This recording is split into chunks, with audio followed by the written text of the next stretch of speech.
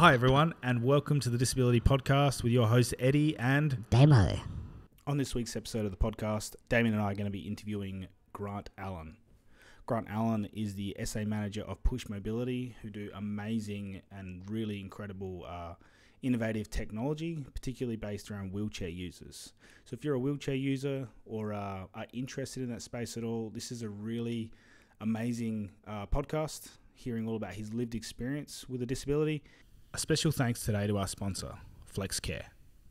FlexCare is a South Australian owned and operated allied health service provider, offering physiotherapy, exercise physiology, occupational therapy and podiatry across SA. If you are in need of an allied health service to achieve your NDIS goal, get in touch with them today. FlexCare is an NDIS registered service provider. Shall we introduce our guest? We should. I think he's pretty worthy of being introduced. Absolutely. Grant, welcome to the pod. Thank you, guys. Thanks for having me along. Awesome, dude. Yeah, dude, so good to have you here. So many burning questions on my end, man, to ask you about your life, your career, your involvement in the NDIS. Do you want to just start by telling us a bit about you, what got you involved in this space, a bit about your story, and I'm sure we'll have plenty of questions, man. Yeah, for sure. Yeah, I guess my name is Grant. I currently work for Push Mobility. We're a disability equipment supplier here in Adelaide. And yeah, I guess a little on me. I have a spinal cord injury that I acquired through a mountain bike accident just over 12 years ago. And I live a pretty active life in the space of, sports, that type of thing. I'm a hand cyclist. I race competitively on the road internationally. I've been to the Paralympics and things like that. And a really big passion of mine as well is adaptive mountain biking.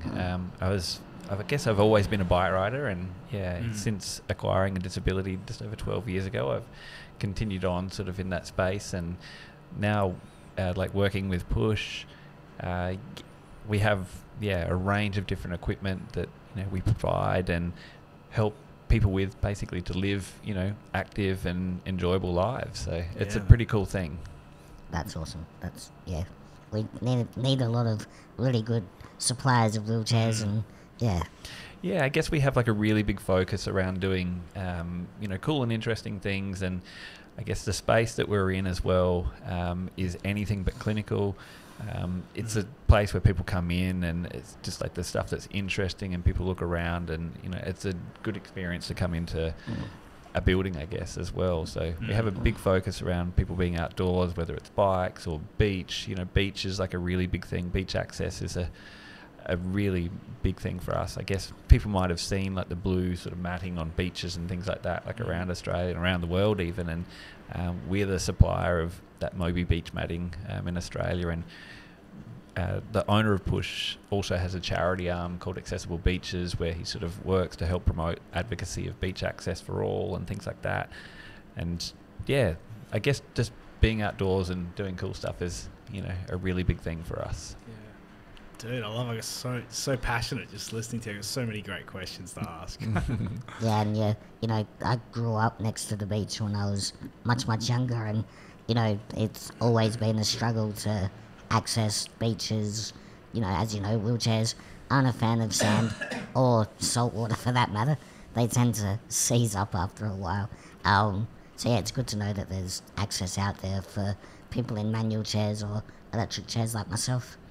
That's right. I think the beach stuff is something that's really important, especially in Australia. Everyone knows that, I guess, beach is such a big thing. It's such a big part of the Australian culture of going to the beach and things like that. And it's who we are, really. Exactly. And the beach should be for everyone. That's right. And it's not just for the people in the wheelchairs, but I've got 3 young kids.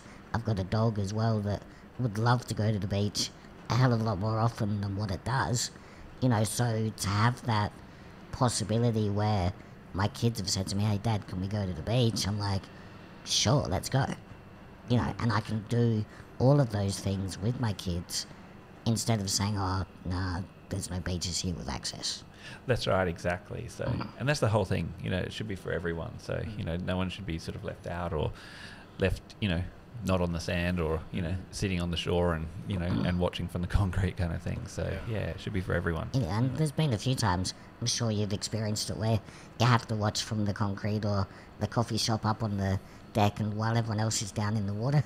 Yeah, exactly. And I guess, we're really passionate about trying to make that, like a thing so it doesn't happen. So, yeah. And I guess making the beach accessible, like with the matting and things like that, it just makes it easier for everyone to deal with. Like if it's someone with a stroller or a walker or, literally someone that's got 4 kids and has to carry down a trailer, like with all of the stuff that goes with having 4 kids, it makes life easier and better for everyone. People with sensory issues, some kids are, not just kids, but people, like I just can't, deal with the feeling of, like hot sand under their feet and things like that. So, yeah, beach access is an important thing for many people. Definitely. Well, like my wife, she's got cerebral palsy. She can walk, but the really, really hot sand hurts the soles of her feet. Exactly. So until she makes it down to the hard sand, she struggles a lot. And I've also got an autistic child as well that hates the feeling of dry sand on his feet. So those access ramps really cater for everybody. Exactly. We just hit the nail on the head. Exactly why it's important. So, yeah. And how far behind do you think Australia is compared to places like America and England and stuff like that? I think probably compared to places like America and England, we're probably even perhaps like ahead. We do pretty good with things. Australia has a lot of beaches though, so not everyone is accessible. But the more and more we can make accessible, what the better. What about general accessibility? Oh, general accessibility. That's an interesting one because I think, you go to places in Europe and, some things are really good and then some things are really bad as well. So it's, I guess wherever you go around the world, there's pockets of good and there's, definitely pockets of bad. But I think, like I've seen like a lot of stuff with the beach sort of aspect. There was a thing doing the rounds over the internet only like a few weeks ago where Greece have made like a really big sort of impact like with accessibility for beaches and things like that where nearly the majority of all their beaches and things are accessible, and it's awesome. Like some of the stuff that you see that's happening is amazing. So yeah, I only asked that question because in 2009 I travelled to Las Vegas for 10 days, and for me it was the most accessible place I've ever been to in my life. Obviously, granted, it's a tourist destination, but even the petrol stations, the little side stores, I could get everywhere, and everything was automatic. Yeah, I think like it's interesting as well. Like when people talk about accessibility, of places and things as well. I think there's accessibility, and then there's accessibility again kind of thing because. What is potentially accessible for me and my disability, I'm very fortunate in the fact that I guess I'm pretty able, and I can get around pretty easily, but someone else who has, a greater level of impairment, needs more in the space of accessibility. And I think that's always like a tricky thing, like when you're booking hotel rooms and things like that. It's just like, I can deal with, something that's, really just like a normal room for the most part. But, then there are other people that I see, like booking an accessible room and, just like, the bed's too high. And that's like something that's like a big deal to them, but like I don't give, a second thought to. So yeah, I don't have the bed height issues, but it's more getting around the entire bed. Sometimes they push them up against the wall and think that that's okay. Yeah. But some people can only transfer to their left or to their right. Correct. And if the bed's all the way one way, that completely shuts them down. Yeah. And then you've got the issue of cruise liners. We went on one of them about 5 years ago. Yeah. Luckily, it was Royal Caribbean. Yeah. They're like top of the class, like fantastic. Yeah. But even their wheelchair room was, if my chair was any bigger, we wouldn't have survived. Yeah, I don't know. I've been on one once, and it was in an inverted commas accessible room. Wasn't. Yeah. Oh my gosh! Like someone Bad with story? like I don't know, like my wheelchair and myself, like I'm little, like and skinny. Well, my chair's pretty small compared to most as well. That's right, and yeah, look, I mean, like it was fine. Like I dealt with it, but there would have been a lot of people that would have like literally like got on and just been like, like, what do I do? Yeah. And then I found on the Royal Caribbean, like most places were accessible, but then a couple of the sliding doors to get out had like this weird angled ledge, and my chair got wedged on it a couple of times, you know. Yeah. But apart from that, it was pretty good. Yeah. But if you want the service, unfortunately, you have to pay the money to get the 5-star service. You do indeed, right? Of course. Yeah, definitely. But back to you. Yes. You know, obviously, after your accident, that was a big change for you. Mm-hmm. How did you get through it? Everyone has their own ways. You Yeah. know, what changed for you Yep. and what got better for you? Yep. You know, all of those things. I think for me, like I remember like very clearly sort of, getting hurt and, being in hospital and things and just being like, okay, like, right, this is like a big change and things aren't good.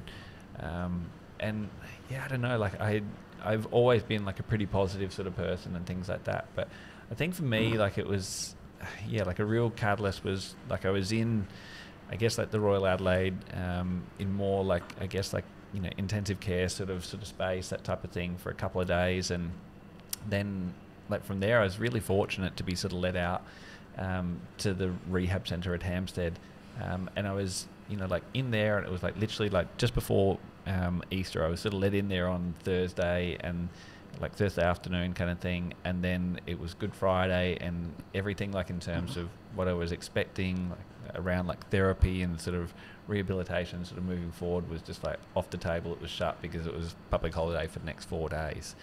And I remember it like really clearly just sort of, thinking, like all my friends and family, everyone was out like doing things. It was beautiful weather, and I, like would have wanted to have been doing the same, and, had plans to be doing all that sort of stuff. And instead I was here, like with, this situation that was, like really pretty heavy and pretty dramatic. And I can remember sort of literally just being sort of there, like stuck in bed and just thinking, I've got two choices here, like I can be stale and sad, or I can literally, I can just be me and I can get along with this and I can just be the best person that I can be, in whatever way or capacity that it is, whether I walk or whether I don't walk or whatever it is, like I can be stale and sad about it. It's not going to help anyone. It's especially not going to help my family or friends or people that are close to me or anyone in the greater community, and it's certainly not going to help me. I just remember that being like a real catalyst at a point for like, okay, let's get on get on with this and let's get things happening and make good of whatever it is. So yeah, I think that was a big thing for me, and I really just wanted to get through like rehab and things like that, whatever the steps were, just basically to get out and get back on with my life and, whatever way forward I could really. So, yeah. Cool, that's really, really, really awesome. Was there ever a point, and, if you don't want to answer this, you don't have to. I'm good with questions, that's fine. Was there ever a point where you hated the world? Or hated yourself, or... No, I never like, hated the world or myself or anything like that. I guess like, when I was first hurt, I was just thinking like, like what I was doing when I was riding, it was something, I was riding my bike and doing normal things, and what was really normal for me, probably maybe not normal for everyone, but like it was like my normal. And part of that I think is probably like a good thing that was, like helpful for me to be at peace with it, like in terms of like, it was on me, it was like my mistake or, just my accident or my misfortune, that type of thing. You weren't hit by a drunk driver or you exactly. weren't drunk driving. Yeah, that's it. Like I, didn't have someone else to blame, or I, didn't, like fall off of a ladder or something, just, I guess seemingly sort of inane and, you did it doing something you loved. Yeah, exactly. Yeah. So it was on my own terms, and, like I guess that was probably something that was helpful for me. And yeah, like I guess like you just sort of think like, oh, what if, like if I'd done that, like, or I'd just done this differently. If you zigged instead of zagged. Yeah, exactly. But like that sort of, I guess like that type of rhetoric is just, it's not healthy and not good for you. And I just sort of realised that probably pretty quickly, just like, I'd replay it in my head, like 1,000 times over, and I can still remember it, like, like clear as day, like everything about it. And it's just, like you could do things differently, but you can't, like you can't take it back. And it's just one of those things, move forward, be positive. And I think that's the way that I choose to sort of deal with it. Really. And it doesn't bother me, and it doesn't bother me to talk about it or anything like that. It's just something has happened. And in some ways I think, like it's interesting because I think, in a lot of ways in life, I think things do happen for a reason. And, like, it sounds kind of cliche because I know, you know, a lot of people sort of say that, you know, like after perhaps like, you know, acquiring a disability or having disability, it's just like, oh, you know, this amazing thing in my life wouldn't have happened, you know, like without it and You things. wouldn't have met the people you've met. Yeah. Or your partner, perhaps. Or, Yeah, exactly. And look, I mean, it totally is that, you know, like I just sort of, you know, like I was very fortunate in the fact that when I was hurt, I was, you know, like 30 years old and I'd had, you know, like 30 amazing years of life, you know, like before that. And, you know, like now it's just like, it's, you know, 12 and a bit years on kind of thing. So and you're just setting up for that next 30. Yeah. And I've just, you know, like, yeah, I don't know, like I'm, you know, super grateful for every day. Like, you know, I just have an amazing life and I get to do amazing things and I've got amazing people around me and I feel very, very fortunate and very grateful, and it's not lost on me. You, as a person and as a business, are doing amazing things for other people in your situation. Yeah, I mean, I think that's a big thing is I love helping people. You know, I love helping people and sharing, you know, the joy of life, equipment and things like that around me. Like it's just, you know, like I'm so lucky to get to do, you know, what I do. You know, it's pretty funny. Like I pinch myself, you know, like all the time. It's just like, you know, like I get paid to go out and like show people, you know, really cool pieces of equipment and, you know, ride bikes with people and do stuff like go paddle boarding and, you know, and just... So you're probably doing just as much now as you were beforehand. More. Exactly. Yeah. I do way more cool stuff now than I ever did before. Right? So, yeah. And like I did lots of cool shit before too. Exactly. So but now it's just different cool shit. Yeah, exactly. And like I think I appreciate it more as well. You know, it's just like, it's, like I just... You know, like riding my bike is my thing. You know, that's my happy place and what I enjoy. And, you know, like I'm often like out riding with mates and things like that. And I just like stop and, you know, like I'll just literally like grab one of them and just like, you know, punch them in the arm or leg and it's like, dude, like how good is this? Like, you know, bikes, like this is wicked, you know, like, and it's like everyone, you know, like gets around it and stuff as well. And it's, it's good, but it's like it's something that like I'm very, very conscious and aware of, that like I'm very grateful for it as well. It's like I don't take it for granted. So well, that's good. It's an amazing story. It's cool, hey, for sure. So do you, because I get asked this question all the time, do you ever get asked if you miss walking? That's something that like I don't think. Oh, sometimes like here and there, and not massively or anything like that. You'd be surprised, but I get asked that question all really? the time. And I'm just like, I've never done it. So you can't miss something you've never had or done. And it's just, to me, it's a weird question. I don't know. Like people are funny. Like, you know, it's like, I don't know. There's so many like funny things like that sort of come to mind. Like I think like a big thing for me, like when I was first hurt, like I'd sort of jump back into normal life like really quickly. It was like, you know, I guess like, you know, I worked in a bike shop like at the time of my accident, and I was back there like just under 4 weeks, you know, like in the shop sort of after I was hurt kind of thing, like doing my thing and just, you know, like normally. And the big thing that I got, because it was like a busy place and things like that, was just like, you know, people would come in and just be like, oh, like, what happened to you? You know, just, and like, it was fine at first. Like, you know, like it was, you know, like, I guess like, you know, because there was a lot of people that are used to seeing things, and, you know, like some people just didn't know and you just have to explain it or whatever. And so they walked in and they're like, oh, that's a change. And so, you know, like people would always want to, and I guess it's just like in some people's nature, a lot of people, I guess, kind of thing. People just like want to ask questions and know and things. And I guess the way some people go about it is, you know, a lot better and nicer than others. But I can remember it sort of getting to a point where it was just like, it was kind of giving me the shits, like just because people would keep asking, and it would be especially like from people that like I hadn't known or hadn't seen like, you know, like in a long time. And it's just like, I can remember got to a point where it was probably like, you know, close to 10 months or more, you know, like in, it's just like, well, if you don't know what, you know, has happened to me, if you know, you like don't know what happened, then you're not close enough for me to know. That's it. You don't need to know, you know, like, or, you know, work it out for yourself, whatever, you know, like, and I can remember, you know, this guy coming in that was always like really, really painful, like just as a customer, and you kind of have to be nice to everyone, you know, sometimes even when you don't want to be, kind of thing. As in painful before your accident? Exactly. And so this guy came in, and I hadn't seen him for, I would say, sort of probably close to probably somewhere around 5 years, and he came in and he was just like super rude and was just like, oh, like, what happened to you? And I just like looked at him and I was just like, oh, like I'm good, you know, like. And he was like, no, what happened to you? And I just looked at him and I'm just like, oh, like, I'm fine. I don't know what you're talking about. And he's like, no, what happened to you? And so I just said to him, I'm just like, oh, look, I don't know, but like, what happened to you? And he's like, what do you mean what happened to me?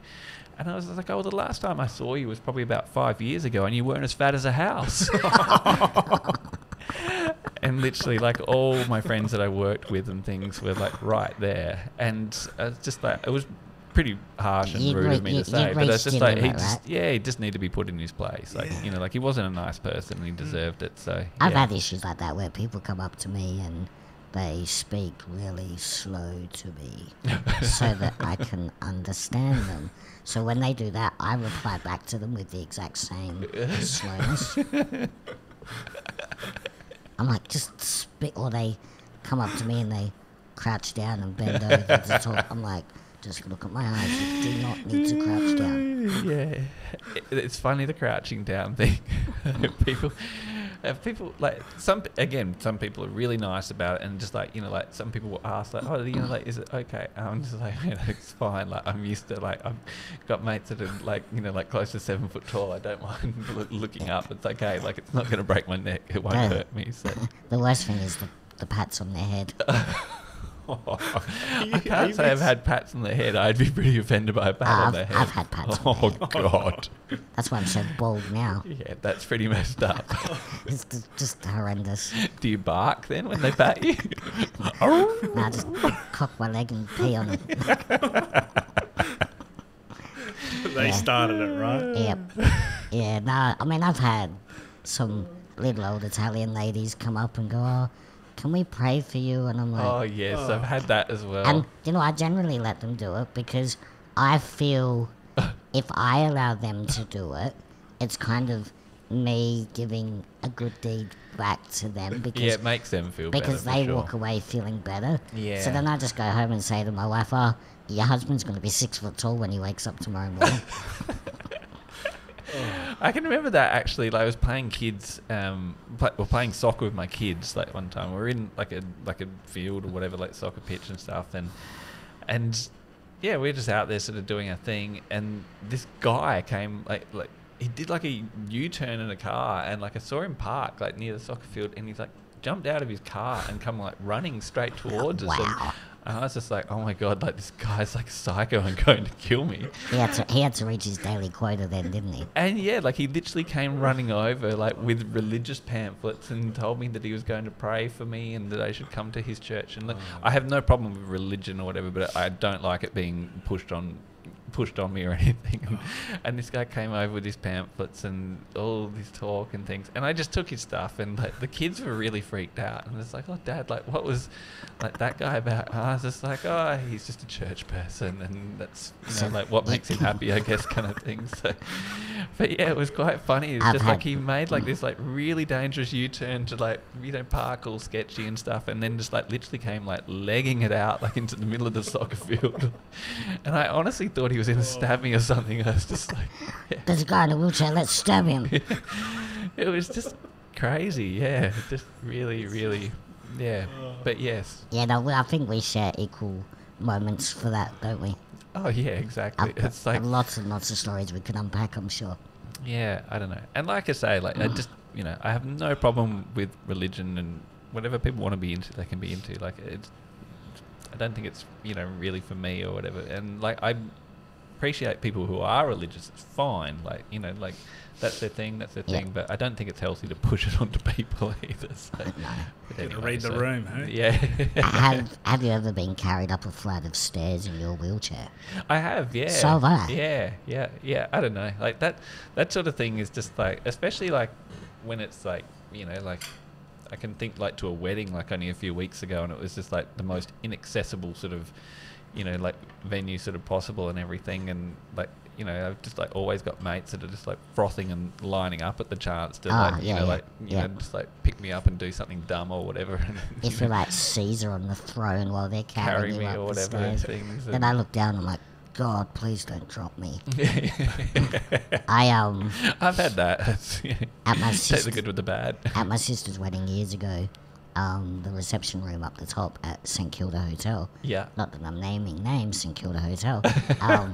They've got no access there, so I had to get carried up 2 flights of stairs. Yeah. Now I'm in an electric chair, obviously. Yeah, exactly. So it weighs about 150 kilo. Wow. Plus myself, which I'm not going to say weighs. I weigh enough. Yeah. So that's nearly 200 kilos going up. Yeah. And it was horrendous because they'd already had like 6 beers each. And, Yeah, that's a pretty mammoth effort. I'm pretty lucky because I'm only little, and I've got a little chair, so it's a pretty easy job for like a couple of people generally. I mean, going down's easy. You just give them a shove and all the way down. But, yeah. Cool. No, it's funny, hey? So, yeah. Oh man, that's some very funny and interesting conversations, eh? Dude, I'm curious, Grant. Like, with your story and like everything you've been through and that, do you find yourself when you're like trying equipment with people that you just end up having like some big D&Ms with peeps about like where they're at in life and what they want to achieve and that? Is it a bit like that? Yeah, it really is for sure. Like, I don't know. It's really cool, a lot of the time, like with equipment trials and things that we do, particularly in the space of like the adaptive bikes and things, it's like people that you can kind of have, there's generally sort of like 2 extremes almost perhaps, in terms of like someone that used to ride bikes and hasn't done so or been able to do so for, like a long period of time, and, then getting them back into it, it's like, it's massively emotional, it's just like, it's like something that someone has, like missed and, longed for, and then, you give them the gift of it back, and it's a massively emotional experience. And then, you've got the other thing of like people that might not have ever had the experience, like, and always sort of seen like other people doing it and thinking like, oh, like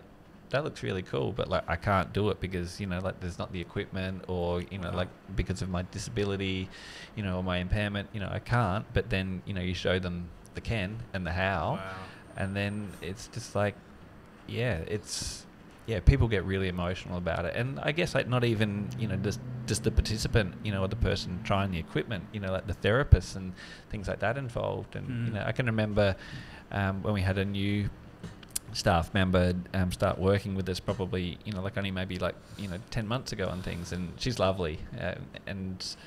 She came over to do like her first week, like working just like side by side with me. And she came from a background like as an OT and things, and jumped on board with us because she was kind of just sick of doing the OT thing and wanted to sort of, help more people and get around it, in different ways and not be just sort of bogged down, like in her old job of, where she was just stuck with a lot of paperwork and things. And she came, out with this, and just like we had like a really cool week of doing stuff. And on the Friday we had a bike trial, and it was with a guy that I'd known, like for a number of years and things. And we got him out on a bike and stuff. And like literally she came out like riding a bike, and, just like explaining to her like what we do, with the trial or whatever. It's just like, just take someone out and let them do cool shit basically, like, and have fun. And she was in tears, like just, wow. It's just, and she's like, I can't believe this is like what we do, and this is real, and like, look how happy he is, and, it's amazing. And like, I think for me, like I always say to people as well that, the bikes and stuff are a really big passion of mine, and the gift of riding them, like to me, like the joy that I get from it, like is, I can't even begin to try and put it into words, but, like the big thing for me is the gift of giving it to other people, and sharing it. That's the thing, that really buzzes me out and gives me the real high kind of thing. Just sharing that and enabling people to do cool stuff. It's so good. Yeah, I think that's why we're doing this podcast, isn't it, Eddie? 100%.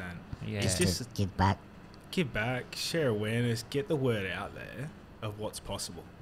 It's like a list what's of possible is like a bit of a catch cry kind of thing. Yeah, it's funny. So like literally, we say that all the time kind of thing. And it's just like, literally I had a really, like big day sort of riding bikes yesterday, like out with mates, and like ticking some things off the list that, like we'd been, lining up to do for ages that, I guess like are pretty cool and monumental sort of things and stuff, and it's just like that whole thing of like what's possible, and just like, yeah, I don't know, like it's cool, like, the bikes that I ride and stuff, like, it's at the point where like I can do things, like on my bike, as a person that lives with a disability, that people, like can't do, on a normal bike, and things like that. And I can go out, and I can just hang out with, mates and friends and do the things that, I love and enjoy, and I'm not a handbrake on them, like I'm not a burden or anything like that. I'm an active participant, and I'm just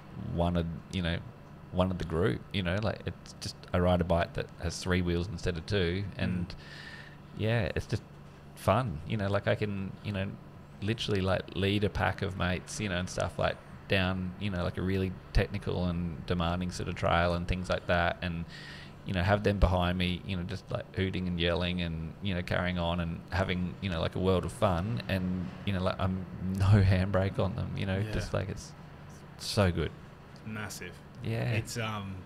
It's a huge like thing to just, for somebody, with or without a disability, to find meaningful occupation and activity. Yeah. Like for someone with a disability to be engaged in something that's Yeah. like that meaningful, Yeah. it must be like huge to see it in real life.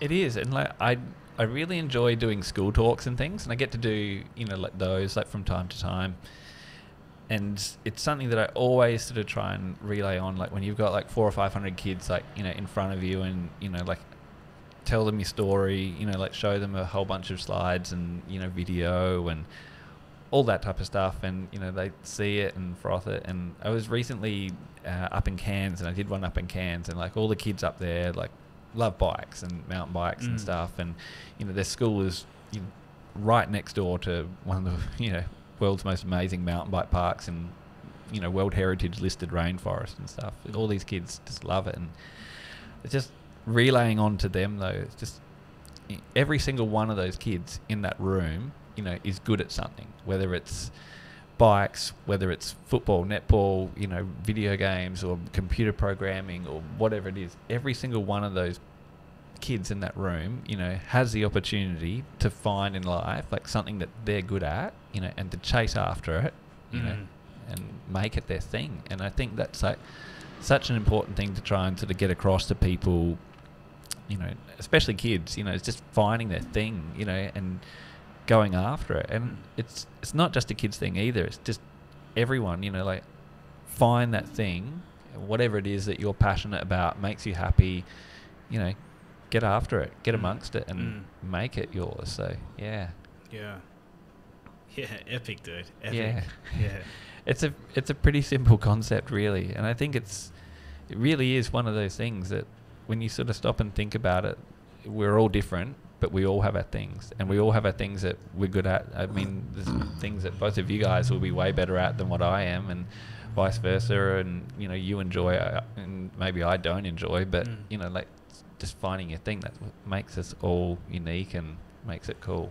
So if somebody's listening today and they're on the NDIS, and I think this is inspiring me. You know what I mean? And it's like somebody just doesn't have that meaningful activity in their life. Is having a chat with one of your OTs, is that maybe a good starting point? With like, oh, we just want to get out of the house more. Yeah, I mean, probably even talk to us. Like, we're always just happy to talk to people, Yeah. And yeah, I guess, if you have ideas or if you have a dream of something that you'd like to do or a place that you'd like to go or whatever, it's just, talk to people around you. Like, I mean, we talk to people all the time about making things happen, whether it's just, if it's going to a place and seeing something or doing something or an activity, there's ways and means of going about it. And I guess with NDIS participants and things like that, you've got, the ability to access trials of equipment and things, and, we can help navigate all that sort of space for sure. So, definitely. If you were laying in a bed at Hampstead right now as a newly acquired injury, or just anyone else, what would you say to yourself about now? Like, what would you say to get yourself off your ass and actually get up and get moving? Yeah, it's interesting you say that, because there was actually relatively recently, like a new guy that I did actually meet and come across, you know, who's in the repat now, as it is for rehab and things like that. And I think, you know, like I enjoy seeing people like that, like to be able to help, you know, like in that sort of journey, like having been there. Like I know when I was like first hurt, I didn't really have anyone almost like probably like as a mentor or, you know, someone that I could talk to that was similar perhaps like to me kind of thing that, you know, could probably help me. But seeing this guy who is like a, you know, a younger guy, motorbike accident and stuff, just being able to talk to him and tell him, first of all, you know, like shit gets better. Your life's not over. Yeah.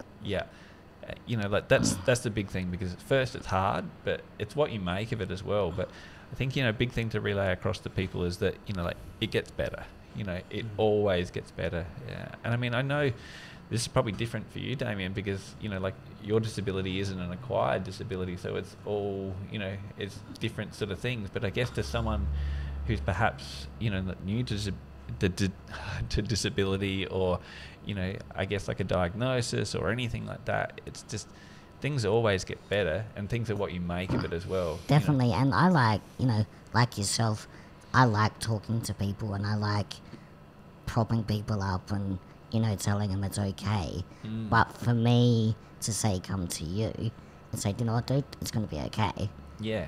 You could say to me, well, you don't know shit. You've been in a wheelchair your whole life. Yeah.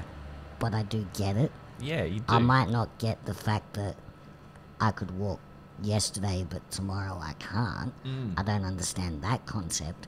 But in regards to not being able to do things for myself, not being able to, you know, wipe my own ass, you know, I understand from that perspective. Yeah, exactly. I think a big thing for people as well, like as an acquired disability, is like there's a lot of people that, you know, like hang on to stuff and don't deal with things, you know, and it's such a trap to fall into. I've had those issues as well. Like, if you don't deal with shit, you just you never move on. And whether you're an acquired injury or from birth, you still have those problems. Yeah. It's people dwelling on things as well. Like, I think, you know, like a big thing for me, like social media is a big thing, you know, these days. And I guess like spinal cord injury and things like that, there's a lot of complications, or with any disability, there's a lot of complications that go along with it that are, I guess, like masked sort of things that you don't see or don't understand, you know, like around it. You know, people sort of see, you know, I guess perhaps like someone like me, it's just like, oh, he just, you know, he doesn't walk, but there's more to it, you know, than just that and things. And, you know, people talk about things like, you know, dealing with neuropathic pain and things like that. And, you know, you hear people sort of, I don't know, like, it doesn't bide well with me when I see people sort of like complaining about things, you know, just like over the internet and stuff. It's just like we've all got shit to deal with, you know. Absolutely. Like, and everyone's shit is, you know, like, your shit is yours. Yeah. And your level of shit for you could be really, really bad. But for me, I might look at it and go, yeah, it's not that bad. But for me, my level of shit, for me, could be really, really bad. But for you, you'd be like, yeah, get over it. Yeah. Like, everyone has their own level of proverbial shit. Yeah. Yeah, I don't know. Like, that's funny. Like, the neuropathic pain is something that always sort of gets to me. Like, I see and hear people complain about that sort of stuff, like, all the time. Like, it's a spinal cord sort of thing. And look, I mean, like, I get it, like, pretty badly, like, at times and things like that. But you won't ever hear me complain about it. It's just, suck it up. What are you going to do? You know, like, yeah. Exactly. Like, you know, I'm pretty much, you know, I just can't walk. Yeah. Like, my legs are short. I'm just a dwarf that can't walk, basically. But I'm in pain, like, all the time. Yeah. I get arthritis in all my joints. Yeah. My neck's fused. You know, the whole lot. So, from a pain perspective, I have to go through that as well. Yeah. You know, so I get it. Like, I really do. Yeah. Yeah, exactly. I don't know. I just think it's one of those things where, like, to me, you know, complaining about stuff in life doesn't do good things for anyone, you know. Doesn't do good things for people around you or anything and like that. If you live your life hating the world, eventually the world will hate you back. Yeah, well and truly. You know, and I've got a tattoo on my chest that just says it is what it is. Yeah. And I live by that. Yeah, it's a very, very good one for sure. My wife hates it. I say it to her all the time. And she rolls her eyes and goes, yeah, I know. Yeah. You know, but it really does work if you stick to it. Yeah, I'd agree with that 100% for sure. Yeah. Even down to paying bills and what food you choose to eat. It's like, well, it is what it is. Yeah, you know, that's it. For everything. Yeah. And there's choices as well, Absolutely. right? In the grand scheme of things, in this crazy thing we call life, there's not many things we actually get the choice of. That's right. Yeah, exactly. So, yeah, choices, hey? Yeah, absolutely. But time for a cheap plug. Yeah, You of course. work for Push Mobility. Correct. So tell us a bit more about that, how it started, how it came to be, and what your role is and how long you've been there. Yeah, for sure. So Push Mobility, disability equipment related supplier. Push is, I guess, owned and started by Shane. Shane, I guess, is a wheelchair user, an incomplete quadriplegic, and he started Push just over 10 years ago. Basically around, he was an acquired disability. Started Push after, I guess experiencing his first time going to get a wheelchair. It was just like, this is terrible, and then just thought, this can be done better, and I guess has grown, very organically from there, essentially. Just in terms of, we have locations, I guess Push started from Melbourne, and we have a head office and warehouse in Melbourne.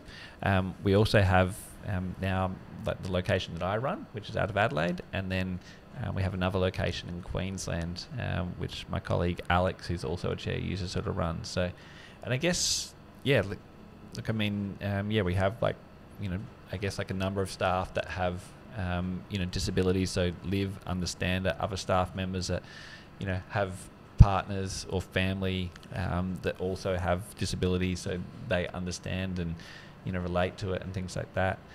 And I guess the whole focus around Push is equipment for more or less manual wheelchair users, but with an active sort of focus and things like that. So so as an example, we don't really do a lot in the space of a powered chair that you use, Damien, but we do the powered football or power soccer chairs, obviously, that you know very well. And yes, I do.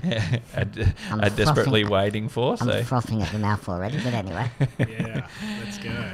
But yeah, I mean, I guess we do lots of cool stuff, lots of interesting stuff, and it's, I guess something like the power soccer chairs, as much as we don't do power chairs, we had someone come to us a number of years ago that sort of said we're trying to get, a power soccer or a power football chair, but we can't get it in Australia because there's no Australian supplier. Would you guys be interested at looking, at maybe doing something in that space? And we're like, yeah, let's do it. And I bet you've sold a few since. Yeah, that's it. Yeah, exactly. Every power soccer chair in Australia comes through us. So awesome. It's a real what's the need? What do people want? Asking the right questions. And it's really organic. So and I guess it's with everything. I guess the beach stuff, the bikes and things like that.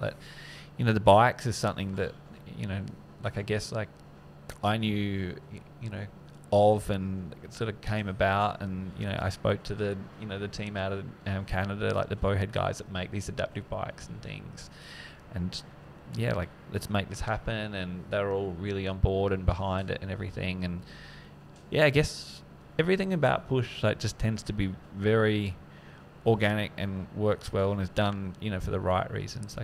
As much as we're a business and things like that, we're not a business with sales targets and things like that. It's Shane's philosophy around things, which is great, and I guess my own is if you do good things for people and around what you're doing, good things will happen, and it does. We're a good group of people, and we understand things and know things. And I think a big thing is when people come to see us is they're just a lot of people are surprised, you're a chair user as well. And it's and it's oh wow, you get it, and understand it. That's a big thing for people. A lot of people are used to just basically a suit standing up, telling them this is the wheelchair that they need or whatever that they need and things. That must and be it's the just worst. It is. If you have an OT telling you what will work and what won't work, then they're not the OT for you. That's right. Yeah, exactly. And it's funny that you say that with the OTs is we have a lot of people come in to see us and ask, do you have any OT recommendations? And it's like, yes, I do. And your OT, Damien, is one of the one of the better ones. Yeah, one of the ones at the top of the list. There's a reason why I've been working with Steve Wilson for 15 years. Yeah, same. Because he just gets it. Yeah. And if I say to him, nah, that's not comfortable, he doesn't try the whole, but just wear it in for... It's like, no, I'm not actually comfortable. Yeah, exactly. And it's... Yeah, I don't know. It's an interesting one like that. Like, I think within the whole space of, disability, NDIS, and that whole sort of space of both business and providers and therapists and things like that, there's definitely some bad ones that are out there. There are, and, not... I'm never going to name names or anything like that, but the ones that have been around a lot longer are generally the better ones. Yeah, that's it. So, yeah. But, yeah, I guess, like for us, like we've been around for just over 10 years, which is not that long, I guess, in the scheme of things, but I think we do, a pretty good job. I've been with Push now for just over 2 years, and I just only wish that I had sort of, made the jump sort of sooner. So I must have spoken to you then, not long after you started there then. It wasn't very long, yeah. It's like you just moved to Port Adelaide. Yeah, that's it. To your office, and Yeah. Wow. It's crazy. I know, right? Yeah. What's next in the horizons for Push? What have you got cooking up? Got something on the horizons for the team? I really, I don't really know that we have anything sort of, like too sort of, crazy or extravagant sort of plan. Just more helping people, and I guess like we're really fortunate now that we are growing so organically. We have a really good, level of staff and things. Like I've got 3 new people sort of in our building in Adelaide relatively recently now. And I guess like for me, for the last, just under a couple of years, like I've been trying to do everything all on my own, which is hard, but it's worked. And now I'm really fortunate to have other team members. I've got Renee Junga with me, who's also, a chair user. She's really, I guess, like big and into the adaptive bikes and things, and just having like a female sort of staff member on hand is great because, I think, it's important for, especially for women, like coming into, I guess like looking for something like a wheelchair and things, like having an old, grey-haired man, in a suit telling, you what you need or what you don't need, like is completely irrelevant. And it is quite a male-dominated area, isn't it? Yeah, it is. And, like, I think it's the sort of thing... where like having, a female in that space who lives with a disability, like knows it and understands it is really important. I guess, I kind of headhunted Renee, and she came down from Queensland to, to live down here to work and everything like that. And I sort of wanted her to, to work with us because I sort of saw, an opportunity both for us as well as her, like to be able to flourish, I guess, and do good things and help people. And she's doing a really good job of it already. And I guess we have, her on board, and then we have another long friend of mine, Mikey, as a mechanic and things. And Mikey has worked with me in the bike space for many, many, many years, and he's been to, I guess, like a number of Paralympic Games and Olympics, as a lead mechanic, like for, for cycling and things. And Mikey's partner is vision impaired. He really has like I guess like a great understanding and knowledge of working with people with disability, and a strong passion for helping. And I think as a good mechanic, a can-do attitude is the most valuable asset that you can have. And Mikey's always can do, in terms of just like, like this is going to be hard to fix, but we can make it work, and this is how we do it. So so having him there is really important as well. And then we have another girl, Cassandra, who's, like in charge of accounts. She does accounts for all of us, and she's in our Adelaide office now as well, which is awesome. So having her there just to sort of, help out and back up and pay bills and suppliers and things like that is wicked as well. So it's really good. But, we've got a strong team, and, we hope to only sort of, expand upon that more as we need, with time and, desire for bits and pieces. So it's good. Dude, I can't promote you guys enough, but everyone's got to check you guys out on the Instagram and come visit your space. And I can't encourage people enough who live maybe a bit more remotely or whatever, just to make the effort to get down and visit the showroom, have the chat with you. Thank you. talk it through. Yeah. How is it all funded? I know how it's all funded, but for people wondering at home, how does somebody look into a piece of equipment like this, and what's the whole process? Yeah, so I guess like in terms of that, like we can always help like navigating things like NDIS and I guess there's a process involved with it. Every sort of thing is different, but a big part of it is in relation to your goals within your NDIS plan. And we can help with all that sort of stuff. Having a good OT on board is very important as well. Like I think it's important that you mention like if people are remote, we can still work with people remotely. We work with people all over Australia, through either video calls and emails and whatever else kind of thing. We can always make stuff happen. So completely funded by the NDIS. Yeah, right? that's it. It's exactly. Awesome. And do you guys accept private clients as well, like that aren't on the NDIS? Yeah, 100%. We help anyone and everyone. So That's awesome. That's it. So yeah. And man, these pieces of equipment, like I've seen what the bow. Yeah, so the bowhead adaptive mountain bike. So I guess like that's my big thing. So They're epic. Like some of the downhill videos I watched are so cool. You were sharing with me as well. Like once people have one, it's just a matter of just repairs, maintenance. You have one for life, right? Is that more or less the thing? It's a lot that goes into keeping care of a bike, of course. But yeah, it's really cool with the bikes like that, with how well that they're built. There's very little that really needs to be done around them. They are a bike that is very, very well engineered and put together, and it's the type of thing where it's very reassuring for us, like especially when we deal with people like all over Australia and remotely and things as well. That we can literally assemble a bike here, like in our Adelaide, workshop, and then we can have it all perfect, ready to go. Pop it into a crate, completely assembled. That we reuse and ship it like door to door to someone. Someone pulls it out the crate and can literally like jump in and ride, and like know that the thing is good.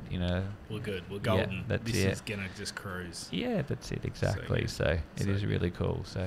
Yeah. Love it. Damo, any other questions, man? I feel like we have covered some epic stuff. Nah, I think it's been a really, really good chat.